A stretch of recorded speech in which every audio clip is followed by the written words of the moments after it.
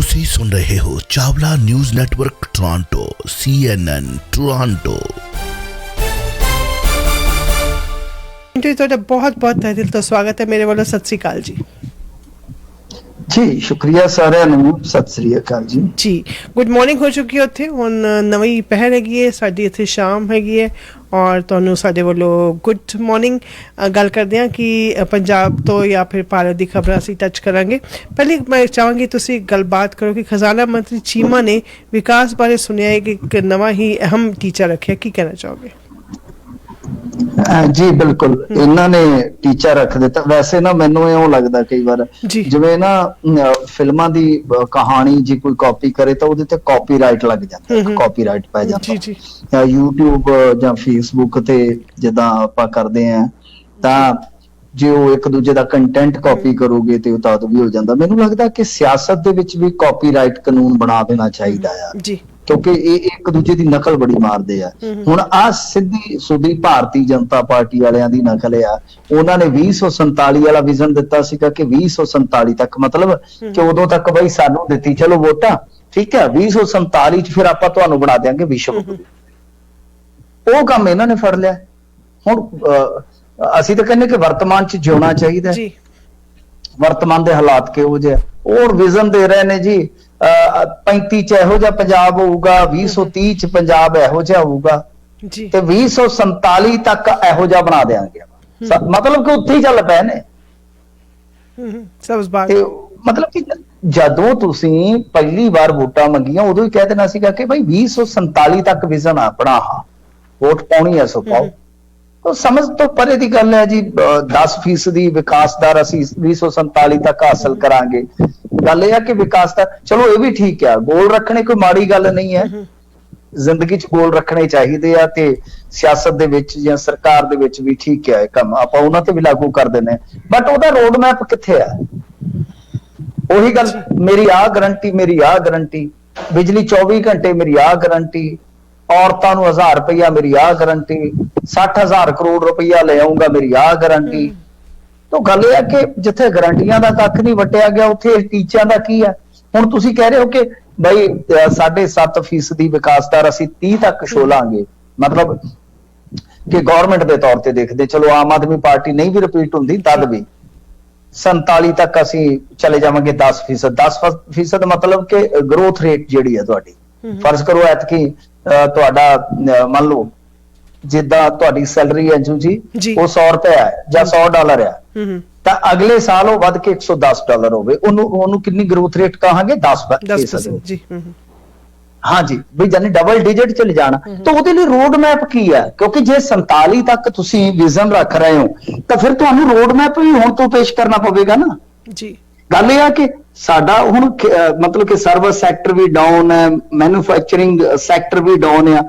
ਇਹ ਕਾਹਦੇ ਨਾਲ ਹੋਣਾ? ਮੈਨੂੰ ਇਹ ਠੀਕ ਆ ਇਹਨਾਂ ਦੇ ਸਮਰਥਕਾਂ ਵਾਸਤੇ ਜਾਂ ਆਮ ਜਿਹੜੇ ਖਬਰਚੀ ਲੋਕ ਨੇ ਉਹਨਾਂ ਵਾਸਤੇ ਠੀਕ ਆ। ਜਿਹੜੇ ਮਾੜੇ ਮੋਟੇ ਵੀ ਇਕਨੋਮੀ ਨੂੰ ਸਮਝਦੇ ਕਿ ਡਬਲ ਡਿਜਿਟ ਚ ਜਾਣਾ ਨਾ, ਅੰਜੂ ਜੀ ਤੁਸੀਂ ਦੇਖੋ ਜੀ US ਵਰਗੇ ਅੱਜ 1% ਤੇ ਰਹਿ ਗਏ ਨੇ, 1% ਤੇ। ਜਰਮਨ ਵਰਗੇ ਅੱਜ ਮਾਈਨਸ ਚ ਜਾ ਰਹੇ ਨੇ। ਲਗਾਤਾਰ 2 ਕੁਆਟਰ ਉਹਨਾਂ ਦੇ ਮਤਲਬ ਕਿ ਇੱਕ ਤਰ੍ਹਾਂ ਨਾਲ ਉਹਨੂੰ ਰਿਸੈਸ਼ਨ ਮੰਨਿਆ ਜਾਂਦਾ ਜਦੋਂ ਮਾਈਨਸ ਦੀ ਗਰੋਥ ਰੇਟ ਚਲੇ ਜਾਂਦੀ ਹੈ। ਤਾਂ ਗੱਲ ਇਹ ਆ ਕਿ ਜਿਹੜਾ ਬੰਦਾ ਮਾੜਾ ਮੋਟਾ ਵੀ ਇਕਨੋਮੀ ਨੂੰ ਸਮਝਦਾ ਹੈ ਕਿ ਉਹ ਇਹੀ ਪੁੱਛੇਗਾ ਨਾ ਤੁਹਾਨੂੰ ਕਿਉਂ ਕਰੋਗੇ ਕਿੱਦਾਂ? ਕੀ ਖੇਤੀਬਾੜੀ ਨੂੰ ਉੱਤੇ ਲੈ ਜਾਓਗੇ ਕੀ? ਕਿਉਂਕਿ ਸਰਵਿਸ ਸੈਕਟਰ ਤੁਹਾਡੇ ਤੇ ਨਹੀਂ ਇੰਨਾ ਜ਼ਿਆਦਾ ਨਿਰਭਰ ਹੁੰਦਾ, ਉਹ ਲੋਕਾਂ ਦੀ ਜੇਬ ਤੇ ਨਿਰਭਰ ਹੁੰਦਾ ਜੀ ਸਰਵਿਸ ਸੈਕਟਰ। ਕਿਉਂਕਿ ਜਿੱਥੇ ਜ਼ਿਆਦਾ ਪ੍ਰੋਸਪੈਰਿਟੀ ਹੋਏਗੀ ਉੱਥੇ ਉਨੀ ਵਧੀਆ ਸਰਵਿਸ ਹੋਏਗੀ, ਸਰਵਿਸ ਸੈਕਟਰ ਗਰੋਥ ਹੋਏਗਾ। ਤਾਂ ਗੱਲ ਇਹ ਹੈ ਕਿ 2 ਸੈਕਟਰ ਨੇ, ਖੇਤੀ ਤੇ ਤੁਹਾਡੇ ਕੋਲ ਸਨਅਤ। ਕੀ ਕਿੱਦਾਂ ਕਰੋਗੇ ਉਹਦਾ? ਕੋਈ ਰੋਡ ਮੈਪ ਕੋਈ ਉਹ ਹੋਵੇ ਤੇ ਬਿਹਤਰ ਹੈ। ਖੈਰ ਚਲੋ ਵਧੀਆ ਗੱਲ ਹੈ ਜੀ, ਸ਼ੁਭ ਕਾਮਨਾਵਾਂ 47 ਤੱਕ ਵਾਸਤੇ।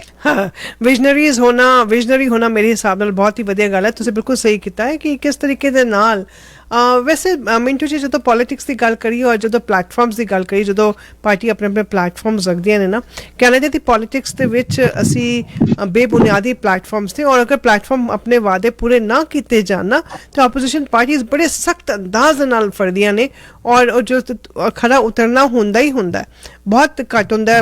ਪੈਂਡੇਮਿਕ ਦੇ ਦੌਰਾਨ ਪਾਰਟੀਜ਼ ਆਪਣੇ ਪਲੇਜਸ ਨਹੀਂ ਪੂਰੇ ਕਰ ਪਾਈਆਂ ਕਿਉਂਕਿ ਇਕੋਨਮੀ ਅਸਥਿਰ ਹੈਗੀ ਸੀ। ਹੁਣੇ ਤੁਸੀਂ ਗੱਲ ਕੀਤੀ ਨਾ ਕਿ ਤਨਖਾਹਾਂ ਦੀ ਵ੍ਰਿੱਧੀ ਦੀ गल की, रिसेशन की गल की, कैनेडा दे विच इस वक्त तुसीं जानते हो कि ग्लोबली काफ़ी इकोनॉमी डाउन चल रही हैगी और इत्थे भी रिसेशन वर्गा ही माहौल, इंटरेस्ट रेट्स बैंक्स हाइक करते जा रहे हैं जस्ट कि तुहाडी इकोनॉमी दे उत्ते पकड़ कसी जा सके। और इस मौके दे उत्ते बेबुनियादी कहते हैं कि कॉन्क्रीट वादे ना करना और वोटर्स नूं लुभाना अपने आप दे विच मैं कहांगी एक बहुत ही माड़ी गल है। नहीं ਇੱਥੇ ਤੇ ਤੱਕ ਟੁੱਟੇ, ਇੱਥੇ ਇੱਕ ਉੱਠਿਆ ਆਜ਼ਾਦ ਉਮੀਦਵਾਰ ਕਹਿੰਦਾ ਮੈਂ ਘਰ ਘਰ ਚ ਹੈਲੀਕਾਪਟਰ ਖਿਲਾਰ ਦਿਆਂਗਾ। ਲਓ ਦੱਸੋ। ਠੀਕ ਹੈ ਜੀ, ਚਲੋ ਬਹੁਤ ਵਧੀਆ ਗੱਲ ਹੈ ਜੀ। ਹੈਲੀਕਾਪਟਰ ਵੀ ਤੋਂ ਇਹਦੇ ਚ ਰਾਈਟਸ ਬ੍ਰਦਰਸ ਦੀ ਰੂਹ ਆ ਗਈ ਰਾਈਟ ਬ੍ਰਦਰ ਕਹਿੰਦਾ ਮੈਂ ਜਹਾਜ਼ ਬਣਾ ਕੇ ਖਾਦਾ। ਤਾਂ ਉਹ ਤਾਂ ਤੁਹਾਡੇ ਵੀ ਇੱਧਰਲੇ ਜਿਹੜੇ ਪੋਲੀਟੀਸ਼ੀਅਨ ਨੇ ਉਹਨਾਂ ਨੂੰ ਵੀ ਜਾਗ ਲੱਗ ਰਹੀ ਆ, ਉਹ ਵੀ ਹੁਣ ਤੁਹਾਨੂੰ ਪਤਾ ਉਹ ਵੀ ਸਿਆਸਤ ਦੇ ਵਿੱਚ ਧਰਮੀ ਰੰਗਤ ਵੀ ਲੈ ਆਉਂਦੇ ਨੇ ਉਹ ਉਸ ਹਿਸਾਬ ਨਾਲ। ਤਾਂ ਗੱਲ ਇਹ ਹੈ ਕਿ ਇਹ ਹੁਣ ਸਾਰੇ ਪਾਸੇ ਹੀ ਆ। ਇੱਕ ਅਮਰੀਕਾ ਚ ਵੀ ਸੀਗਾ, ਉਹਦਾ ਨਾਮ ਮੈਨੂੰ ਵਿਸਰ ਗਿਆ, ਉਹਨੇ ਵੀ ਬਹੁਤ ਵੱਡੇ ਐ ਕਰ ਦਿਆਂਗਾ, ਫੀਸਾਂ ਮਾਫ ਹੋ ਜਾਣਗੀਆਂ, ਲੋਨ ਮਾਫ ਕਰ ਦਿਆਂਗਾ, ਬਰਨੀ ਕੁਛ ਐਸਾ ਨਾਮ ਸੀਗਾ ਉਹਦਾ। ਤਾਂ ਗੱਲ ਇਹ ਹੈ ਕਿ ਬਈ ਇਹ ਸਾਰੀਆਂ ਚੀਜ਼ਾਂ ਜਿਹੜੀਆਂ ਨੇ ਉਹ ਸੋਚ ਕੇ ਵੇਖ ਕੇ ਵਿਚਾਰ ਕੇ ਚੱਲਣਾ ਚਾਹੀਦਾ। ਸਾਨੂੰ ਪੰਜਾਬੀਆਂ ਨੂੰ ਵਿਕਾਸ ਦੀ ਬੜੀ ਲੋੜ ਆ, ਬਹੁਤ ਜ਼ਰੂਰਤ ਆ।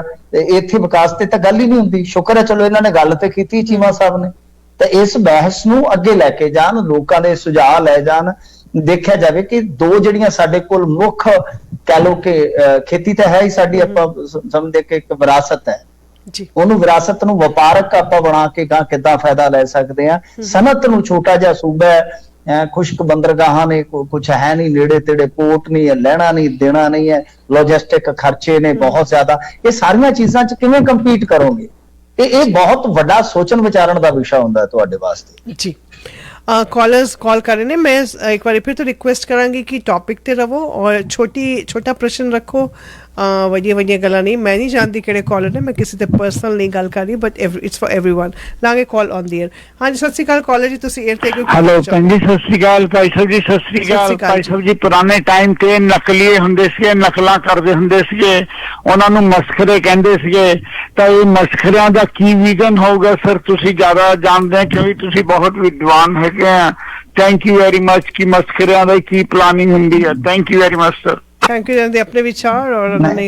ਹਾਂਜੀ ਨਹੀਂ ਦੇਖੋ ਗੱਲ ਇਹ ਕਿ ਚਲੋ ਆਪਾਂ ਐ ਤਾਂ ਨਹੀਂ ਕਹਿੰਦੇ, ਆਪਣੇ ਚੁਣੇ ਹੋਏ ਨੁਮਾਇੰਦੇ ਨੇ, ਮੈਂ ਤੇ ਨਹੀਂ ਕਹਿ ਸਕਦਾ ਕਿਉਂਕਿ ਦੇਖੋ ਸਾਡੇ ਨੁਮਾਇੰਦੇ, ਮੈਂ ਰਿਸਪੈਕਟ ਦੇ ਕੇ ਗੱਲ ਕਰੂੰਗਾ, ਪਰ ਵੈਸੇ ਇਹ ਸ਼ਬਦ ਕੋਈ ਮਾੜੇ ਵੀ ਨਹੀਂ, ਸਾਡੇ ਆਮ ਬੋਲਚਾਲ ਦੇ ਸ਼ਬਦ ਨੇ।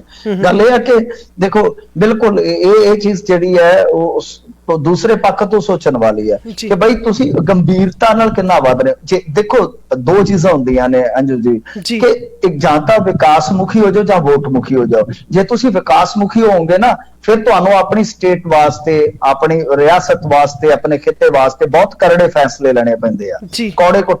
ਫਿਰ ਤੁਹਾਨੂੰ ਨਿੰਮ ਵੀ ਛੋਟੇ ਹੁੰਦੇ ਨੇ ਕਦੇ ਨਿੰਮ ਪੀਤੀ ਅੰਜੂ ਜੀ? ਤਾਂ ਸਾਨੂੰ ਤਾਂ ਬਹੁਤ ਪੀਤੀ ਹੋਈ ਹੈ। ਹਾਂ, ਛੋਟੇ ਹੁੰਦੇ ਨੂੰ ਨਿੰਮ ਪਿਆਉਂਦੇ ਸੀ ਨਾ, ਕਿਉਂਕਿ ਕਹਿੰਦੇ ਸੀ ਫੋੜਾ ਫਿੰਸੀ ਨਹੀਂ ਹੋਏਗਾ, ਖੂਨ ਸਾਫ਼ ਹੋ ਜਾਏਗਾ। ਤਾਂ ਗੱਲ ਇਹ ਹੈ ਕਿ ਉਹ ਫਿਰ ਕਈ ਵਾਰ ਬਾਬੇ ਦਾਦੇ ਚਪੇੜਾ ਮਾਰ ਕੇ ਵੀ ਪਿਆ ਦਿੰਦੇ ਹੁੰਦੇ ਸਨ। ਤਾਂ ਉਹ ਕਈ ਵਾਰ ਤੁਹਾਨੂੰ ਵਿਕਾਸ ਮੁਖੀ ਰਾਜਨੀਤੀ ਵਾਸਤੇ ਥੋੜੇ ਸਖਤ ਫੈਸਲੇ ਲੈਣੇ ਪੈਂਦੇ ਆ। ਲੋਕਾਂ ਦਾ ਕੀ ਹੈ, ਲੋਕ ਤਾਂ ਕੰਫਰਟ ਜ਼ੋਨ 'ਚ ਰਹਿ ਕੇ ਰਾਜੀ ਨੇ। ਉਹਨਾਂ ਨੂੰ ਫ੍ਰੀ ਦਿੱਤੀ ਚੱਲੋ, ਉਹਨਾਂ ਨੂੰ ਆਹ ਦੇ ਦਿਓ, ਉਹਨਾਂ ਨੂੰ ਆਹ ਦੇ ਦਿਓ, ਆਹ ਲੋਲੀਪੌਪ ਦੇ ਦਿਓ, ਉਹ ਤਾਂ ਠੀਕ ਹੈ, ਸੈੱਟ ਆ।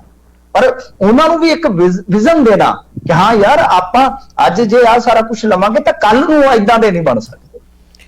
ਜੀ ਬਿਲਕੁਲ, ਸਾਨੂੰ ਇਹ ਚੀਜ਼ ਜਿਹੜੀ ਹੈ ਲਿਜਾਣੀ ਪਵੇਗੀ ਕਿ ਵੋਟ ਮੁਖੀ ਰਾਜਨੀਤੀ ਨਾ ਹੋਵੇ। ਜਦੋਂ ਤੁਸੀਂ ਵੋਟ ਮੁਖੀ ਰਾਜਨੀਤੀ ਕਰਦੇ ਹੋ ਨਾ, ਉੱਥੋਂ ਸਾਰੀਆਂ ਸਮੱਸਿਆਵਾਂ ਉਤਪੰਨ ਹੋ ਜਾਂਦੀਆਂ ਨੇ। ਹਾਂਜੀ ਬਿਲਕੁਲ ਸਹੀ ਗੱਲ ਹੈ ਜੀ। ਫ੍ਰੀ ਬੀਸ ਜਦੋਂ ਅਸੀਂ ਦੇਣਾ ਸ਼ੁਰੂ ਕਰਦੇ ਹਾਂ, ਆਪਣੀ ਰਾਜਨੀਤੀ ਦੇ ਵਿੱਚ ਢਿਲਾਵ ਆਉਣਾ ਸ਼ੁਰੂ ਹੁੰਦਾ। ਲਾਂਗੇ ਨੈਕਸਟ ਕਾਲਰ। ਸਤਿ ਸ਼੍ਰੀ ਅਕਾਲ ਕਾਲਰ, ਤੁਸੀਂ ਇਹ ਤੋਂ ਜੀ ਕੀ ਕਹਿਣਾ ਚਾਹੋਗੇ? ਸ਼ਾਰਟ ਐਂਡ ਸਵੀਟ ਰੱਖਣਾ ਜੀ। ਸਤਿ ਸ਼੍ਰੀ ਅਕਾਲ ਜੀ। ਜੀ ਹਾਂਜੀ ਵੀਰ ਜੀ। ਇਹ ਤਾਈਓ ਇਹਨਾਂ ਨੂੰ ਬੀਜੇਪੀ ਦੀ ਬੀ ਟੀਮ ਕਹਿੰਦੇ ਆ ਜੀ। ਬੀਜੇਪੀ ਆ ਇਹ ਰੈਲੀਆਂ ਪਿੱਛਾ ਪਾਉਂਦੇ ਆ। ਮੇਰਾ ਇੱਕ ਕੁਐਸਚਨ ਹੋਰ ਸੀਗਾ, ਜਿਹੜੀ ਦਿੱਲੀ ਰੈਲੀ ਕੀਤੀ ਆਪਨੇ, ਉਹ ਰੈਲੀ ਵਿੱਚ ਕਿੰਨਾ ਇਕੱਠ ਹੋਇਆ ਜਾਂ ਕਿੰਨੀਆਂ ਪਾਰਟੀਆਂ ਦੇ ਲੋਕ ਸ਼ਾਮਲ ਹੋਏ ਜੀ? ਨਹੀਂ ਦੇਖੋ, ਪਾਰਟੀ ਤਾਂ ਇਹਨਾਂ ਦੀ ਹੋਈ ਸੀਗੀ, ਇਕੱਠ ਸਰਦਾਰ ਸਾਹਿਬ ਠੀਕ ਹੋ ਜਾਂਦਾ ਕਿਉਂਕਿ ਦੇਖੋ ਜ਼ਾਰਾ ਜੀ ਗੱਲ ਹੈ ਨਾ, ਦਿੱਲੀ ਦੇ ਵਿੱਚ ਸਰਕਾਰ ਇਹਨਾਂ ਦੀ ਆ। ਇਹ ਅੱਧੇ ਪਚੱਧੇ ਆਧਾਰੇ ਪੰਜਾਬ ਚੋਂ ਵੀ ਲੈ ਲੈਂਦੇ ਲੀਡਰ ਤੇ ਨਾਲ ਲੋਕ ਥੋੜੇ ਬਹੁਤੇ ਉਧਰ ਚਲੇ ਜਾਂਦੇ ਆ। ਸੋ ਇਕੱਠ ਭਰਵਾਂ ਸੀ, ਮੈਂ ਉਹਦੇ ਚ ਉਹ ਨਹੀਂ ਕਹੂੰਗਾ, ਇਕੱਠ ਭਰਵਾਂ ਸੀ। ਪਰ ਉੱਥੇ ਇਹਨਾਂ ਦੇ ਆਪਣੇ ਜ਼ਿਆਦਾ ਲੀਡਰ ਬੋਲੇ। ਹਾਂ, ਮੈਂ ਇੱਕ ਕਪਲ ਸਿੱਬਲ ਨੂੰ ਜ਼ਰੂਰ ਵੇਖਿਆ ਉਹ ਜ਼ਰੂਰ ਪਹੁੰਚੇ ਹੋਏ ਸਨ। ਤਾਂ ਉਹ ਰੈਲੀ ਵੀ ਕਿਤੇ ਨਾ ਕਿਤੇ ਕਹਿ ਲਓ ਕਿ ਇਹਨਾਂ ਨੇ ਜਿਸ ਤਰ੍ਹਾਂ ਮਤਲਬ ਕਿ ਇੱਕ ਮੈਸੇਜ ਦੇਣ ਦਾ ਯਤਨ ਕੀਤਾ ਐਕਚੁਅਲ ਚ ਪੂਰੇ ਮੁਲਕ ਨੂੰ ਤੇ ਆਪਣੇ ਕੈਡਰ ਨੂੰ ਕਿ ਬਈ ਹੁਣ ਅੱਖ ਮੁੱਖ ਮੰਤਰੀਆਂ ਦੇ ਅਹੁਦੇ ਤੇ ਨਹੀਂ ਆਪਣੀ, ਉਹ ਤਾਂ ਛੋਟੀਆਂ ਗੱਲਾਂ ਨੇ। ਹੁਣ ਆਪਾਂ ਪ੍ਰਧਾਨ ਮੰਤਰੀ ਵਾਲਾ ਸਿੰਘਾਸਨ ਛਡਾਉਣਾ, ਤਗੜੇ ਹੋ ਜਾਓ। ਤਾਂ ਉਸ ਰੈਲੀ ਦਾ ਸਿੱਟਾ ਤੇ ਇਹੋ ਨਿਕਲਦਾ ਹੈ ਜੀ। ਨੈਕਸਟ ਕੁਐਸਚਨ ਜਾਂਦੇ ਹਾਂ ਮਿੰਟੂ ਜੀ ਕਿ ਜਦੋਂ ਪਰਮਾਣੂ ਹਥਿਆਰਾਂ ਦੀ ਗੱਲ ਕਰਦੇ ਹਾਂ ਤੇ ਹਰ ਕੰਟਰੀ ਆਪਣੇ ਆਪ ਨੂੰ ਡਿਫੈਂਸਿਵ ਮੋਡ ਤੇ ਰੱਖਣਾ ਚਾਹੁੰਦੀ ਹੈ, ਡਿਫੈਂਸ ਲਈ ਆਪਣੇ ਆਪ ਨੂੰ ਸੁਰੱਖਿਅਤ ਰੱਖਣਾ ਚਾਹੁੰਦੀ ਹੈ।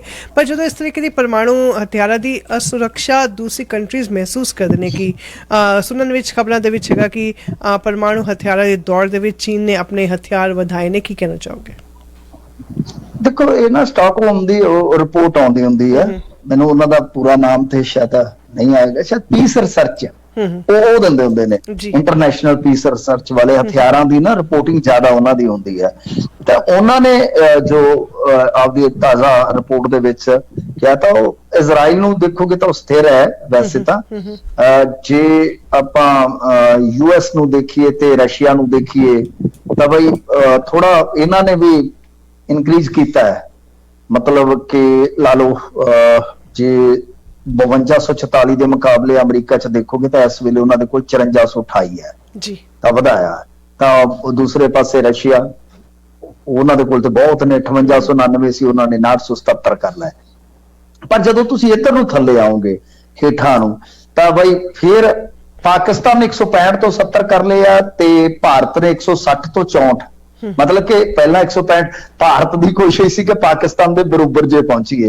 ਉਹਨਾਂ ਨੇ ਕਿਹਾ ਕਿ ਆਟਾ ਉਟਾ ਤੇ ਕੋਈ ਗੱਲ ਨਹੀਂ, ਉਹ ਤੇ ਚੱਲਦਾ ਹੀ ਰਹਿਣਾ, ਆਪਾਂ ਬਈ ਥੋੜੇ ਪਰਮਾਣੂ ਵਧਾ ਲਈਏ। ਉਹਨਾਂ ਨੇ ਪਰਮਾਣੂ ਹਥਿਆਰ ਜਿਹੜੇ ਆ ਉਹ ਆਪਣੇ ਵਧਾਏ ਆ। ਤਾਂ ਗੱਲ ਹੈ ਕਿ ਚਾਈਨਾ ਜਿਹੜੀ ਉਹਨੇ 350 ਤੋਂ 410। ਤਾਂ ਪਰ ਕੁਝ ਜਿਹੜੇ ਯੂਐਸ ਦੇ ਮਤਲਬ ਕਿ ਤੁਹਾਨੂੰ ਪਤਾ ਖੋਜੀ ਹੈ ਇਹਨਾਂ ਦੀ ਸੀਆਈਡੀ ਵੀ ਤਾਗੜੀ ਹੁੰਦੀ ਹੈ, ਤਾਂ ਇਹ ਕਹਿੰਦੇ ਆ ਕਿ ਬਈ ਜੋ 1 ਸਾਲ ਦੇ ਵਿੱਚ ਇਹਨਾਂ ਦਾ ਹੋਇਆ ਇਜ਼ਾਫਾ ਠੀਕ ਆ, ਕਾਗਜ਼ੀ ਪੱਤਰੀ ਹੈ, ਪਰ ਐਕਚੁਅਲ ਚ ਇਹਨਾਂ ਦੇ ਕੋਲ 1000 ਦੇ ਕਰੀਬ ਵੈਪਨ ਹੋ ਸਕਦੇ ਇਸ ਤਰ੍ਹਾਂ ਦੇ ਹਥਿਆਰ, ਜਿਨ੍ਹਾਂ ਨੂੰ ਆਪਾਂ ਪਰਮਾਣੂ ਹਥਿਆਰ ਕਹਿ ਲਓ ਜਾਂ ਆਰਸਨਲ ਕਹਿ ਲਓ। ਤਾਂ ਉਹ ਮਤਲਬ ਕਿ ਇਸ ਤਰ੍ਹਾਂ ਦੇ ਵਾਰ ਜੋ ਇਹਨਾਂ ਦੇ ਹੁੰਦੇ ਵਾਰ ਹੈਡ, ਜਿਨ੍ਹਾਂ ਨੂੰ ਆਪਾਂ ਕਹਿ ਦਿੰਦੇ ਆ ਕਿ ਹੈਗੇ ਆ ਨਿਊਕਲੀਅਰ ਵਾਰ ਹੈਡ। ਤਾਂ ਦੇਖੋ ਇਹਦੇ ਚ ਹੁਣ ਇੰਡੀਆ ਵਾਸਤੇ ਵੈਸੇ ਤਾਂ ਹੁਣ ਤਿੰਨੇ ਜੇ ਮੁਕਾਬਲੇ ਚ ਪੈ ਗਏ।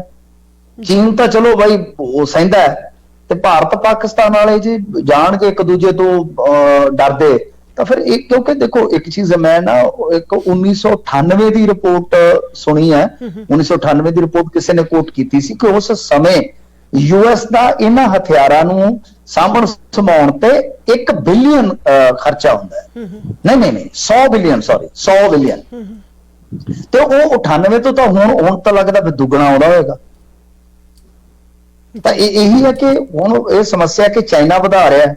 ਤਾਂ ਚਾਈਨਾ ਬਾਰੇ ਤਾਂ ਇਹ ਵੀ ਹੈ ਕਿ ਬਈ ਹੋ ਸਕਦਾ ਕਿ ਆਉਣ ਵਾਲੇ ਸਮੇਂ ਦੇ ਵਿੱਚ 30 ਤੱਕ ਕਹਿੰਦੇ ਜੀ ਕਿ ਇਹ ਬਹੁਤ ਜ਼ਿਆਦਾ ਹੋ ਜਾਣਗੇ, ਫਿਰ ਉਸ ਤੋਂ ਬਾਅਦ 35-35 ਤੱਕ ਤਾਂ ਬਿਲਕੁਲ ਯੂਐਸ ਦੇ ਬਰਾਬਰ ਵੀ ਆ ਸਕਦਾ ਹੈ, ਕਿਉਂਕਿ ਉਹਨਾਂ ਦੇ ਕੋਲ ਪੈਸਾ ਧੇਲਾ ਹੈਗਾ। ਇੱਕ ਦੌੜ ਤਾਂ ਹੈਗੀ ਇਹਨਾਂ ਦੇ ਵਿੱਚ, ਦੌੜ ਆ, ਤੇ ਦੂਜੇ ਪਾਸੇ ਜੇ ਆਹੀ ਦੌੜ ਸਾਡੇ ਇੱਧਰ ਲੱਗੀ ਰਹੀ ਤਾਂ ਫਿਰ ਤੁਸੀਂ ਦੇਖ ਲਓ ਕਿ ਇਹ ਪੈਸਾ ਕਿੰਨਾ ਖਰਚ ਹੋਣਾ ਜੀ। ਕਿਉਂਕਿ ਇਹਨਾਂ ਕੋ ਮੈਨੂੰ ਲੱਗਦਾ 100 ਬਿਲੀਅਨ ਸਾਡਾ ਕੱਚੇ ਤੇਲ ਦਾ ਬਿੱਲ ਹੈ, ਹਿਸਾਬ ਲਾ ਲਓ। ਤਾਂ ਇੰਨਾ ਜ਼ਿਆਦਾ ਜੇ ਮੰਨ ਲਓ ਹਥਿਆਰਾਂ ਦੀ ਦੌੜ ਚ ਜੇ ਯੂਐਸ ਦੇ ਬਰਾਬਰ ਕੱਲ ਨੂੰ ਖਰਚਾ ਜਾਂਦਾ ਹੈ, ਅੱਜ ਦੀ ਘੜੀ ਆਪਾਂ ਦੇਖਦੇ ਜਾਂ 98 ਵਾਲੇ ਬਰਾਬਰ ਚਲੇ ਜਾਂਦਾ, ਤਾਂ ਫਿਰ ਬਹੁਤ ਜ਼ਿਆਦਾ ਇੰਡੀਆ ਵਾਸਤੇ। ਇਸ ਕਰਕੇ ਇੰਡੀਆ ਥੋੜਾ ਜਿਹਾ ਘੱਟ ਹੈ ਇਸ ਰੇਸ ਦੇ ਵਿੱਚ, ਪਰ ਚਾਈਨਾ ਤਾਂ ਫਿਰ ਜਾ ਹੀ ਰਿਹਾ, ਕਿਉਂਕਿ ਚਾਈਨਾ ਦਾ ਤਾਂ ਮੁਕਾਬਲਾ ਤੁਹਾਨੂੰ ਪਤਾ ਹੀ ਹੈ ਜੀ। ਅਗਲੀ ਖਬਰ ਚੱਲਦੇ ਹਾਂ ਮਿੰਟੂ ਜੀ ਕਿ ਪੰਜਾਬ ਤੋਂ ਕਿ ਗਵਰਨਰ ਤੇ ਸੀਐਮ ਦੇ ਦਰਮਿਆਨ ਇੱਕ ਵਾਰੀ ਫਿਰ ਤੋਂ ਸ਼ਬਦੀ ਜੰਗ ਹੋ ਰਹੀ ਹੈ। ਕਿਸ ਤਰੀਕੇ ਦੀ ਜੰਗ ਔਰ ਕੀ ਨਤੀਜਾ ਨਿਕਲ ਸਕਦਾ ਇਹਦਾ? ਦੇਖੋ ਇਹ ਗਵਰਨਰ ਸਾਹਿਬ ਤੇ ਜਿਹੜੇ ਹੈਗੇ ਨੇ ਸੀਐਮ ਸਾਹਿਬ, ਇਹਨਾਂ ਦਾ ਆਪਸ ਦੇ ਵਿੱਚ ਚੱਲੀ ਜਾਂਦਾ ਹੈ ਤਾਂ ਲੰਬੇ ਸਮੇਂ ਤੋਂ, ਕਿਉਂਕਿ 6-7 ਮੁੱਦੇ ਅਜਿਹੇ ਸੀਗੇ ਜਿਨ੍ਹਾਂ ਤੇ ਗਵਰਨਰ ਸਾਹਿਬ ਨੇ ਸਿੱਧਾ ਕਹ ਲਓ ਕਿ ਜਵਾਬ ਮੰਗਿਆ। ਇਹਨਾਂ ਤੋਂ ਮੰਗ ਸਕਦੇ, ਅਧਿਕਾਰ ਖੇਤਰਾਂ ਦਾ ਮਸਲਾ ਹੈ, ਇਹ ਥੋੜਾ ਜਿਹਾ ਚਿੜਦੇ ਨੇ ਇਸ ਗੱਲੋਂ। ਵੈਸੇ ਵੀ ਰਾਜਨੀਤੀ ਤਾਂ ਹੁੰਦੀ ਹੈ, ਮੈਂ ਕਹੀ ਜਾਈਏ ਰਾਜਨੀਤੀ ਤਾਂ ਹੁੰਦੀ ਹੈ, ਤਾਂ ਕੱਲ ਵੀ ਬੋਲ ਬੁਲਾਰਾ ਚੱਲਦਾ ਰਿਹਾ, ਤਾਂ ਪਰ ਇਹਦੇ ਚ ਹੁਣ ਕੀ ਅੱਗੇ ਨਿਕਲੇਗਾ ਕੀ ਨਹੀਂ ਨਿਕਲੇਗਾ ਸਮਝ ਨਹੀਂ ਆ ਰਹੀ। ਕੁਛ ਲੋਕ ਇਸ ਟਸਲ ਨੂੰ ਕਹਿ ਰਹੇ ਆ ਕਿ ਬਈ ਗਲਤ ਹੈ, ਇਹ ਆਪਣਾ ਨੁਕਸਾਨ ਕਰਾਏਗੀ। ਦੂਜੇ ਪਾਸੇ ਰਾਜਪਾਲ ਨੇ ਕੱਲ ਇੱਥੋਂ ਤੱਕ ਕਹਿ ਦਿੱਤਾ ਕਿ ਜੋ ਇਹ ਸੁਪਰੀਮ ਕੋਰਟ ਦੇ ਫੈਸਲੇ ਦਾ ਦੇ ਰਹੇ ਨੇ ਹਵਾਲਾ, ਤਾਂ ਉਹਦੇ ਵਿੱਚ ਮੈਨੂੰ ਜਾਣਕਾਰੀ ਦੇਣ ਵਾਸਤੇ ਵੀ ਹਦਾਇਤ ਸੀਗੀ ਤੇ ਉਸ ਹਦਾਇਤ ਦੀ ਪਾਲਣਾ ਨਹੀਂ ਹੋਈ, ਮੈਂ ਉੱਤੇ ਵੀ ਜਾ ਸਕਦਾ, ਮਤਲਬ ਕਿ ਸੁਪਰੀਮ ਕੋਰਟ ਜਾਂ ਰਾਸ਼ਟਰਪਤੀ ਕੋਲ। ਤਾਂ ਗੱਲ ਇਹ ਆ ਕਿ ਇਹਨਾਂ ਨੇ ਇੱਕ ਵੀਡੀਓ ਪੋਸਟ ਕਰ ਦਿੱਤੀ ਭਗਵੰਤ ਮਾਨ ਹੋਰਾਂ ਨੇ ਜੀ, ਲਾ ਕੇ ਕਿਹਾ ਦੇਖੋ ਤੁਸੀਂ ਸਬੂਤ ਮੰਗਿਆ ਸੀਗਾ ਨਾ ਕਿ ਮਾਈ ਗਵਰਨਮੈਂਟ, ਤੁਸੀਂ ਕਹਿਣ ਤੋਂ ਇਨਕਾਰੀ ਹੋਏ ਸੀ, ਆ ਚੱਕੋ। ਤਾਂ ਇਹ ਇੱਕ ਤਰ੍ਹਾਂ ਨਾਲ ਕਹਿ ਲਓ ਕਿ ਨਵੀਂ ਸ਼ੁਰੂਆਤ ਆ। ਅੱਗੇ ਵੀ ਇਹਨਾਂ ਦੀ ਇਹ ਚੱਲਦੀ ਰਹੀ ਹੈ ਘੈਂਸ ਘੈਂਸ, ਹੁਣ ਨਵੇਂ ਸਿਰੇ ਤੋਂ ਫੇਰ ਸ਼ੁਰੂਆਤ ਹੋ ਗਈ ਹੈ ਜੀ। ਔਰ ਦੂਜਾ ਪੋਰਟਲ ਖੋਵਿੰਦਾ, ਉਹਦਾ ਡੇਟਾ ਦੇ ਲੀਕ ਹੋਣੇ ਦੀ ਖਬਰ ਸੀ, ਪਰ ਸਰਕਾਰ ਦਾਵਾ ਕਰੀ ਕਿ ਇਹ ਜੀ ਕੋਈ ਗੱਲ ਨਹੀਂ ਹੈ। ਕੀ ਕਹਿਣਾ ਚਾਹੋਗੇ? ਤੇ ਦੇਖੋ ਇਹ ਸਰਕਾਰ ਦੇ ਦਾਅਵੇ ਤਾਂ ਫਿਰ ਤੁਹਾਨੂੰ ਪਤਾ ਹੀ ਹੈ ਨਾ, ਉਹ ਤਾਂ ਇਦਾਂ ਦੇ ਦਾਅਵੇ ਹੁੰਦੇ ਆ, ਪਰ ਜਿਸ ਤਰੀਕੇ ਦੇ ਨਾਲ ਕੱਲ ਸਾਰਾ ਕੁਝ ਸਕਰੀਨਸ਼ਾਟ ਨਿਕਲੇ ਚਿਦੰਬਰਮ ਤੋਂ ਲੈ ਕੇ ਵੱਡੇ ਵੱਡੇ ਬੰਦਿਆਂ ਦਾ ਡਾਟਾ ਜਿਹੜਾ ਉਹ ਹੋਇਆ, ਲੀਕ ਹੋਇਆ, ਵਾਇਰਲ ਹੋਇਆ, ਉਹ ਕਿੱਦਾਂ ਹੋ ਗਿਆ? ਇਹ ਤਾਂ ਦਾਅਵਾ ਕਰ ਦਿੰਦੇ ਕਿ ਨਹੀਂ ਨਹੀਂ ਨਹੀਂ ਜੀ ਪਲੇਟਫਾਰਮ ਪੂਰੀ ਤਰ੍ਹਾਂ ਸੁਰੱਖਿਅਤ ਹੈ। ਤੁਹਾਨੂੰ ਯਾਦ ਹੋਣਾ ਇੱਕ ਵਾਰੀ ਇੱਥੋਂ ਸਾਡੇ ਪੱਤਰਕਾਰ ਬੀਬੀ ਆ, ਉਹਨੇ ਯਾਨੀ ਆਧਾਰ ਕਾਰਡ ਦਾ ਜਿਹੜਾ ਸੀਗਾ ਜੀ ਜੀ ਜਿਹੜਾ ਇਹਨਾਂ ਦਾ ਡਾਟਾਬੇਸ ਹੈ ਉਹਦੇ ਵਿੱਚ ਦਾਖਲਾ ਲੈ ਲਿਆ ਸੀਗਾ, ਹਿਸਾਬ ਲਾ ਲਓ 20 ਰੁਪਈਆਂ ਚ, ਪੈਸੇ 20 ਰੁਪਈਆਂ ਚ ਵਿਕ ਰਿਹਾ ਸੀਗਾ। ਤਾਂ ਕਹਿੰਦਾ ਭਾਵੇਂ ਕਿ ਡਾਟਾ ਅੱਜ ਦੇ ਜ਼ਮਾਨੇ ਚ ਗੋਲਡ ਹੈ, ਤੇ ਉਹ ਤਾਂ ਬਈ ਹੁਣ ਸਾਰਾ ਉੱਥੇ ਟੈਲੀਗ੍ਰਾਮ ਤੇ ਤੁਰਦਾ ਫਿਰਦਾ ਰੁਲਦਾ ਫਿਰਦਾ।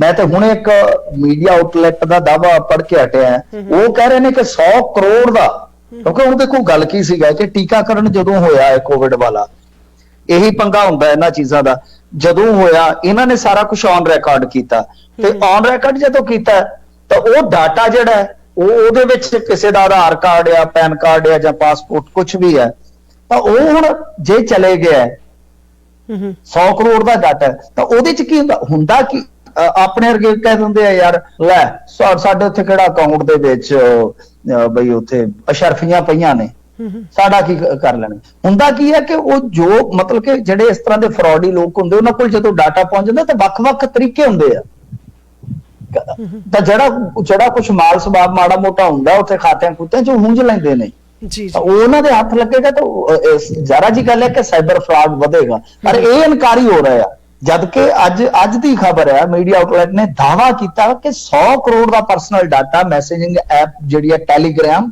ਉਹਦੇ ਤੇ ਲੀਕ ਹੋਇਆ ਪਿਆ। ਇਹਦੇ ਚ ਬਹੁਤ ਵੱਡੇ ਵੱਡੇ ਬੰਦਿਆਂ ਦੇ ਨਾਮ ਵੀ ਆ। ਹਾਲਾਂਕਿ ਬਈ ਮੈਨੂੰ ਸਮਝ ਨਹੀਂ ਆਉਂਦੀ, ਸਰਕਾਰ ਕਹਿ ਦਿੰਦੀ ਹੈ ਕਿ ਜੀ ਨਹੀਂ ਨਹੀਂ ਨਹੀਂ ਡਾਟਾ ਤਾਂ ਬਿਲਕੁਲ ਸੁਰੱਖਿਅਤ ਹੈ, ਪਰ ਡਾਟਾ ਕੋਈ ਸੁਰੱਖਿਅਤ ਨਹੀਂ ਹੈਗਾ ਇੰਡੀਆ ਦੇ ਵਿੱਚ। ਹਾਲਾਂਕਿ ਕੋਸ਼ਿਸ਼ ਕਰ ਰਹੇ ਨੇ, ਬਿੱਲ ਲਿਆ ਰਹੇ ਨੇ, ਆਉਣ ਵਾਲੇ ਸਮੇਂ ਦੇ ਵਿੱਚ ਵੇਖਾਂਗੇ, ਪਰ ਹਾਲ ਦੀ ਘੜੀ ਕੋਈ ਵੀ ਡਾਟਾ ਸੁਰੱਖਿਅਤ ਹੈ ਨਹੀਂ ਮੰਨਿਆ ਜਾ ਸਕਦਾ ਜੀ। ਡੇਟਾ ਬ੍ਰੀਚ, ਹਾਂਜੀ ਕਾਲਰ ਦੇਖਦੇ ਕੀ ਕਹਿਣਾ ਚਾਹ ਰਹੇ। ਸਤਿ ਸ਼੍ਰੀ ਅਕਾਲ ਕਾਲਰ ਜੀ, ਤੁਸੀਂ 에ਅਰ ਤੇ ਕੀ ਸਵਾਲ ਹੈ ਆਪ ਜੀ ਦਾ? ਹਾਂਜੀ ਸਤਿ ਸ਼੍ਰੀ ਅਕਾਲ। ਹਾਂਜੀ ਮਿੰਟੂ ਜੀ, ਜਿਹੜੀ ਤੁਸੀਂ ਸਾਡੀ ਕੈਨੇਡਾ ਵਾਲਿਆਂ ਦੀ ਕੋਠੀ ਦੱਬੀ ਹੈ, ਇਹ ਛੱਡੋਗੇ ਕਿਵੇਂ ਹੋਊਗਾ ਜੀ? ਛੱਡਣੀ ਨਹੀਂ ਹੈਗੀ, ਕੀ ਚੱਕਰ ਚੱਲੂਗਾ ਜੀ? ਕੀ ਕਹਿਣਾ ਚਾਹ? ਸੌਰੀ ਮੈਂ ਸਮਝ ਨਹੀਂ, ਤੁਸੀਂ ਆ ਜਾਓ, ਕੋਈ ਨਹੀਂ, ਮੈਂ ਸਮਝ ਗਿਆ ਜੀ। ਇਹ ਕਹਿੰਦੇ ਵੀ ਜਿਹੜੀ ਕੋਠੀ ਤੁਸੀਂ ਕੈਨੇਡਾ ਵਾਲਿਆਂ ਦੀ ਨੱਪੀ ਆ ਵੀ ਕਦੋਂ ਛੱਡਣੀ ਆ, ਤੇ ਹੁਣ ਜਦੋਂ ਤੁਸੀਂ ਆ ਜਾਓਗੇ ਬਈ ਤੁਹਾਨੂੰ ਉਦੋਂ ਛੱਡਾ ਦੇਾਂਗੇ। ਹੁਣ ਥੋੜਾ ਜਿਹਾ ਹੁਣ ਕੋਠੀਆਂ 'ਚ ਰਹਿਣਾ ਗਿੱਝ ਗਏ ਅਸੀਂ, ਆਮ ਆਦਮੀ ਹੁੰਦੇ ਸੀਗੇ, ਠੀਕ ਹੈ, ਤਾਂ ਗਾਂ ਕੋਈ ਕੋਠੀ ਦਾ ਜੁਗਾੜ ਹੋਏਗਾ, ਕੋਈ ਹੋਰ ਵੇਖਾਂਗੇ ਤੇ ਫੇਰ ਹੀ ਹੋਊਗਾ ਨਾ। ਉਦੋਂ ਤੱਕ ਇੰਤਜ਼ਾਰ ਕਰੋ, ਵੇਟਿੰਗ 'ਚ ਰਹੋ ਕਿ ਗਾਂ ਕੋਈ ਕੋਠੀ ਮਿਲੇਗੀ ਤੇ ਥੁੱਟ ਜਾਵਾਂਗੇ। ਸਾਡਾ ਕੀ ਫਕੀਰ ਲੋਕਾਂ ਝੋਲਾ ਪਾ ਕੇ ਇੱਥੋਂ ਉੱਥੇ ਚਲੇ ਗਏ। ਸੋ ਕੋਈ ਗੱਲ ਨਹੀਂ, ਪਰ ਉਹਦਾ ਰੌਲਾ ਖਾਸਾ ਪਿਆ ਹੋਇਆ ਜੀ। ਇਹ ਨਾ ਅੰਜੂ ਜੀ ਮਸਲਾ ਇੱਕ ਬੀਬੀ ਹੈਗੀ ਸਰਬਜੀਤ ਕੌਰ ਮਾਣੂਕੇ, ਉਹ ਵਿਧਾਇਕਾ, ਉਹਦੇ ਤੇ ਦੋਸ਼ ਲੱਗਿਆ ਕਿ ਉਹ ਟੋਰਾਂਟੋ ਦੇ ਰਹਿਣ ਵਾਲੇ ਨੇ। ਚਲੋ ਆਪਾਂ ਨਾਮ ਤੇ ਨਹੀਂ ਲੈ ਸਕਦੇ ਉਹਨਾਂ ਦੀ ਇਜਾਜ਼ਤ ਤੋਂ ਬਗੈਰ, ਵੈਸੇ ਮੇਰੀ ਜਾਣਕਾਰੀ 'ਚ ਨੇ। ਤੇ ਉਹਨਾਂ ਦੀ ਕੋਠੀ ਪਈ ਸੀਗੀ ਤੇ ਉਹਨਾਂ ਨੇ ਬਈ ਕਬਜ਼ਾ ਕਰ ਲਿਆ। ਉਹ ਕਹਿੰਦੇ ਕਿ ਨਹੀਂ ਮੈਂ ਰੈਂਟ ਤੇ ਲਈ ਆ ਕਿਸੇ ਥਰਡ ਪਰਸਨ ਤੋਂ, ਤਾਂ ਉਹ ਇੱਕ ਵਿਵਾਦ ਚੱਲ ਰਿਹਾ। ਤਾਂ ਸਰਦਾਰ ਸਾਹਿਬ ਨੇ ਉਹਦੇ ਤੇ ਕੋਈ ਤੰਜ਼ ਕੱਸਿਆ, ਮਜ਼ਾ ਹੀ ਆਉਂਦਾ। ਠੀਕ ਹੈ ਜੀ, ਲਾਂਗੇ ਨੈਕਸਟ ਕਾਲ ਆਉਂਦੀ ਹੈ, ਦੇਖਦੇ ਹਾਂ ਕੀ ਕਹਿਣਾ ਚਾਹੁੰਦੇ ਨੇ। ਸਤਿ ਸ਼੍ਰੀ ਅਕਾਲ ਕਾਲਰ, ਤੁਸੀਂ 에ਅਰ ਤੇ ਜੀ, ਕੀ ਸਵਾਲ ਹੈ ਆਪ ਜੀ ਦਾ? ਪਹਿਲਾਂ ਤਾਂ ਮੈਂ ਇਹ ਕਨਫਰਮ ਕਰਨਾ ਚਾਹੁੰਦਾ ਵੀ ਲਾਈਵ ਚੱਲਦੇ ਆ ਜੀ? ਬਿਲਕੁਲ ਲਾਈਵ ਚੱਲੇ, ਤੁਸੀਂ 에ਅਰ ਤੇ ਹੋ ਜੀ। ਅੱਛਾ, ਮੈਂ ਕਿਹਾ ਦੁਬਾਰਾ ਪੱਟੀ ਸਾਹਿਬ ਦਾ ਹੁੰਦਾ ਨਾ ਪ੍ਰੋਗਰਾਮ, ਉਹ ਤੇ ਬਾਅਦ ਵਿੱਚ ਆਏਗਾ। ਹੁਣ ਸਾਡੀ ਮਿੰਟੂ ਜੀ ਨਾਲ ਗੱਲਬਾਤ ਹੋ ਰਹੀ ਹੈ ਲਾਈਵ ਔਨ ਦੀ 에ਅਰ ਜੀ। ਕੋਠੀ ਬਾਰੇ ਮੈਂ ਬੋਲਣਾ ਸੀ, ਬਸ ਇਹ ਉਸੇ ਨੂੰ ਰਿਪੀਟ ਕਰ ਦਿਓ। ਉਹ ਅੱਛਾ ਠੀਕ ਹੈ ਜੀ, ਸੇਮ ਸਵਾਲ ਸੀ ਤੁਹਾਡਾ। ਉਹਦਾ ਜ਼ਿਕਰ ਜ਼ਰੂਰ ਹੋਣਾ ਚਾਹੀਦਾ, ਕਿਉਂਕਿ ਜਿਹੜੇ ਬਾਹਰ ਬੈਠੇ ਲੋਕ ਹੈ ਨਾ, ਉਹ ਆਪਣੇ ਆਪ ਨੂੰ ਬੇਸਹਾਰਾ ਸਮਝਣ ਲੱਗੇ ਹੁਣ ਵੀ ਉੱਥੇ ਜਾ ਕੇ ਸਾਡੀ ਕੋਈ ਮਦਦ ਕਰਨ ਨੂੰ ਤਿਆਰ ਨਹੀਂ। ਔਰ ਸਾਡੇ ਜੋ ਕੁਛ ਆ ਸਾਸਾ ਉੱਥੇ ਜਿੰਨੀ ਜਾਇਦਾਦ ਆ ਵੀ ਉਹ ਦੱਬਣ ਵਾਲੇ ਤਿਆਰ ਹੀ ਬੈਠੇ ਨੇ ਜੀ। ਥੈਂਕ ਯੂ ਜੀ। ਦੱਬਣ ਵਾਲੇ ਵੀ ਬਹੁਤ ਨੇ ਜੀ, ਤੁਹਾਡੀ ਗੱਲ ਕਰਨ ਵਾਲੇ ਵੀ ਬਹੁਤ ਨੇ। ਅਸੀਂ ਬਹੁਤ ਬਾਰੀ ਗੱਲ ਕੀਤੀ ਹੈ ਇਹਦੇ ਤੇ ਕਰ ਰਹੇ ਹਾਂ ਇੱਥੇ ਲਗਾਤਾਰ। ਇਨਫੈਕਟ ਕਿ ਜਿਸ ਦਿਨ ਇਹ ਮਾਮਲਾ ਆਇਆ ਸੀਗਾ, ਮੈਂ ਉਹ ਵਿਅਕਤੀ ਸੀਗਾ ਜਿਸਨੇ ਦੁਪਹਿਰੇ ਇਹਦੇ ਤੇ ਗੱਲ ਕਰਤੀ ਸੀਗੀ, ਅਗਲੇ ਦਿਨ ਇਹ ਖਬਰ ਲੱਗੀ ਅਖਬਾਰਾਂ 'ਚ। ਤਾਂ ਅਸੀਂ ਗੱਲ ਕਰਦੇ ਹਾਂ, ਸਾਡੇ ਜਿਹੜੇ ਹਮੇਸ਼ਾ ਤੁਹਾਡੇ ਨਾਲ ਜਿਹੜੇ ਆ ਉਹ ਰਿਸ਼ਤੇ ਵਧੀਆ ਰਹਿਣਗੇ NRIs ਦੇ ਨਾਲ। ਐਸੀ ਗੱਲ ਨਹੀਂ ਹੈ ਕਿ ਤੁਸੀਂ ਬੇਸਹਾਰਾ ਹੋ, ਲਾਚਾਰ ਹੋ। ਬੇਸਹਾਰਾ ਕੌਣ ਹੁੰਦਾ? ਬੇਸਹਾਰਾ ਤਾਂ ਮਤਲਬ ਕਿ ਹਾਰਿਆ ਲੋ, ਅਸੀਂ ਹਾਰੇ ਥੋੜੀ ਆ। ਜਾਂ ਤਾਂ ਫਿਰ ਛੱਡ ਦਿਓ ਸਾਰਾ ਕੁਝ ਉਹਨਾਂ ਨੂੰ, ਕਿਉਂ ਛੱਡਣਾ? ਤੁਹਾਡੇ ਬਾਬਿਆਂ ਨੇ, ਦਾਦਿਆਂ ਨੇ, ਪੁਰਖਿਆਂ ਨੇ ਤੁਸਾਂ ਹੱਡ ਤੋੜ ਕੇ ਕਮਾਈ ਕੀਤੀ ਹੈ, ਕਿਉਂ ਆਪਣੇ ਆਪ ਨੂੰ ਬੇਸਹਾਰਾ ਸਮਝਣਾ? ਇਹ ਤਾਂ ਸਰੈਂਡਰ ਕਰਨ ਵਾਲੀ ਅਵਸਥਾ ਹੈ। ਨਹੀਂ ਏਦਾਂ ਨਹੀਂ ਹੈ, ਕੁਛ ਨਹੀਂ ਹੈ, ਫਾਈਟ ਹੈ। ਦੇਖੋ ਇਹ ਪਰਿਵਾਰ ਕਿੰਨੀ ਫਾਈਟ ਕਰ ਰਿਹਾ। ਬੀਬੀ ਆ ਕੇ ਇੱਥੇ ਬੈਠੀ ਹੈ ਕੈਨੇਡਾ 'ਚ, ਕਿੰਨਾ ਟੈਂਪਰੇਚਰ ਹੈ ਉਰੇ 42-43। ਅਸੀਂ ਤਾਂ ਹੁਣ ਆਦੀ ਹਾਂ ਐ ਚੋਈਦਾ ਮੁੜ ਕੇ ਨਾਲ। ਤਾਂ ਜਿਹੜਾ ਕੈਨੇਡਾ 'ਚ ਰਹਿਣ ਵਾਲਾ ਇੱਥੇ 42-43 'ਚ ਆ ਕੇ ਧੱਕੇ ਖਾ ਰਿਹਾ, ਸੋਚੋ ਉਹ ਵੀ ਤਾਂ ਫਾਈਟ ਕਰ ਰਿਹਾ ਨਾ। ਆਪਾਂ ਸਗੋਂ ਉਹਨਾਂ ਨੂੰ ਸਪੋਰਟ ਕਰ ਸਕਦੇ ਹਾਂ ਕਿ ਹਾਂ ਹੱਲਾਸ਼ੇਰੀ ਦੇ ਸਕਦੇ ਹਾਂ ਵੀ ਤੁਸੀਂ ਆਪਣੀ ਹੱਕ ਦੀ ਲੜਾਈ ਹੈ ਜਿਹੜੀ ਉਹ ਜਾਰੀ ਰੱਖੋ। ਜੀ ਨੈਕਸਟ ਸਵਾਲ ਤੇ ਚਲਦੇ ਹਾਂ ਮਿੰਟੂ ਜੀ, ਕਿ ਮੋਗਾ ਦੇ ਵਿੱਚ ਲੁੱਟਮਾਰ ਹੋਈ ਸੀ, ਉਹਦੇ ਲਈ ਪੁਲਿਸ ਨੇ ਇੱਕ ਅਹਿਮ ਖੁਲਾਸਾ ਕੀਤਾ ਹੈ। ਕੀ ਕਿਹਾ ਪੁਲਿਸ ਨੇ ਜੀ? ਦੇਖੋ ਪੁਲਿਸ ਦੇ ਹੱਥ ਵੈਸੇ ਖਾਲੀ ਆ, ਕਿਉਂਕਿ ਇਹ ਡਕੈਤੀ ਬਹੁਤ ਤਗੜੀ ਹੋਈ ਆ। ਜੀ ਇਹ ਡਕੈਤੀ ਜੇ ਤੁਸੀਂ ਵੇਖੋਗੇ, ਲੁੱਟ ਜਿਹੜੀ ਆ ਉਹ ਹੋਈ ਆ ਤਕਰੀਬਨ 8.25 ਕਰੋੜ ਦੀ, 8.5 ਪੌਣੇ 9 ਕਰੋੜ ਦੀ। ਤਾਂ ਇਹ ਲੰਘੇ ਸਮੇਂ ਦੇ ਵਿੱਚ ਸਭ ਤੋਂ ਵੱਡੀ ਡਕੈਤੀ ਹੈ ਜਿਹੜੀ ਪਹਿਲਾਂ ਹੋਈ ਸੀਗੀ। ਉਸ ਕਰੰਸੀ ਦੀ ਵੈਲਿਊ ਦੇ ਹਿਸਾਬ ਨਾਲ ਉਹ ਤਾਂ ਬਹੁਤ ਵੱਡੀ ਡਕੈਤੀ ਸੀਗੀ ਨਾ, ਲੁਧਿਆਣਾ ਬੈਂਕ ਡਕੈਤੀ ਖੜਕੂਵਾਦ ਦੇ ਦੌਰ ਦੇ ਵਿੱਚ। ਉਹ ਤਾਂ ਬਹੁਤ ਹੀ ਵੱਡੀ ਸੀ।